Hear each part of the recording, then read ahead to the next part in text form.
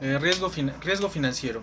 Maslow nos comenta que este se deriva de la inestabilidad del beneficio neto, dependiendo del pasivo y del activo. Este resulta del uso de alternativas de financiamiento, con pagos como deudas, es decir, que el riesgo está asociado a deudas que adquiere la empresa. También Beasley nos dice que la producción y ventas está implícita en los riesgos que se llaman riesgos de negocio. En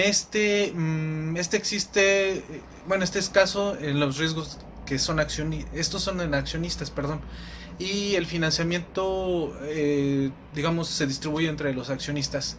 Esto puede afectar al capital, eh, y digo, la estructura, perdón, del capital de la empresa. Nos comenta que resulta del apalancamiento, es decir, que cuando la empresa utiliza un financiamiento, cuando utiliza deudas y acciones preferentes para obtener recursos del capital. Mascareñas también nos comenta que lo conocemos como riesgos de crecimiento o insolventes, de créditos, perdón, riesgos de crédito e insolventes. Este se asocia al rendimiento de la inversión, dada la posibilidad de que la empresa no pueda pagar sus deudas o haga frente a sus obligaciones financieras. Principalmente esto se refiere al pago de intereses, son las deudas que, digamos, que no puede, los intereses que vaya a pagar posteriormente y no puede hacer frente a sus deudas financieras, obligaciones financieras. Tasa de interés. La tasa de interés se considera como el beneficio o remuneración que le corresponde a un capital tras haber servido en un mercado. Dicho beneficio se le otorga a la parte acreedora por la parte deudora. Más en materia se entiende como tasa de interés al pago que se realiza por el préstamo de un capital en cierto lapso de tiempo. Entendemos que hay cuatro tipos de tasa de interés. La tasa de interés real, que es el nivel que alcanza la tasa de interés descontando la tasa de inflación. La tasa de interés nominal, que es el nivel que alcanza la tasa de interés sin descontar el nivel de inflación. La tasa de interés bruta, que es la tasa de interés antes del pago de impuestos.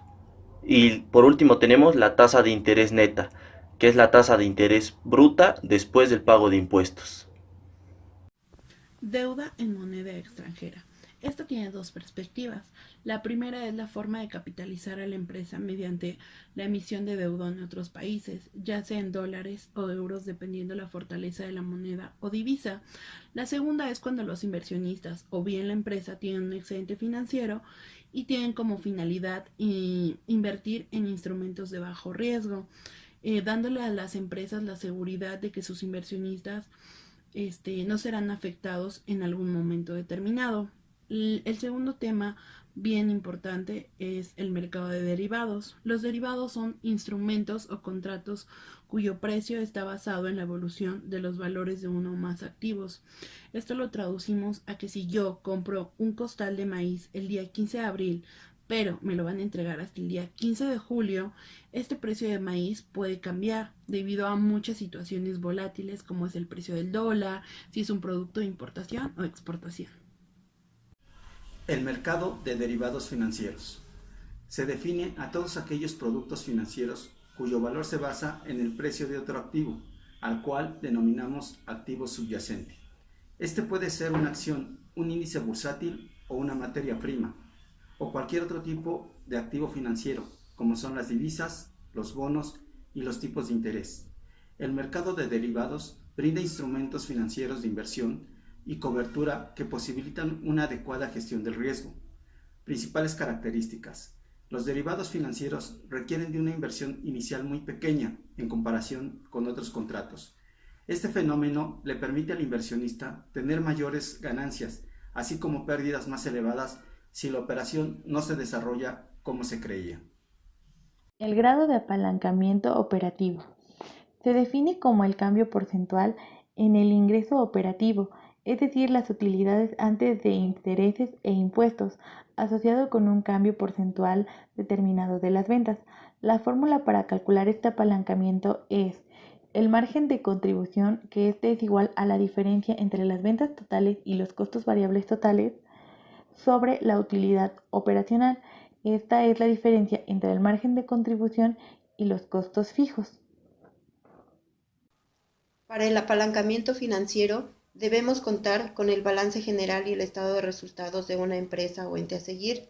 Por lo tanto, la fórmula de la rentabilidad es igual al beneficio antes de intereses e impuestos sobre los activos por la fórmula del apalancamiento, que es el activo sobre recursos propios por el beneficio antes de impuestos sobre los beneficios antes de intereses e impuestos. Por lo tanto, la rentabilidad de beneficios antes de intereses e impuestos por el resultado de la fórmula del apalancamiento nos da como resultado la rentabilidad del beneficio antes de impuestos.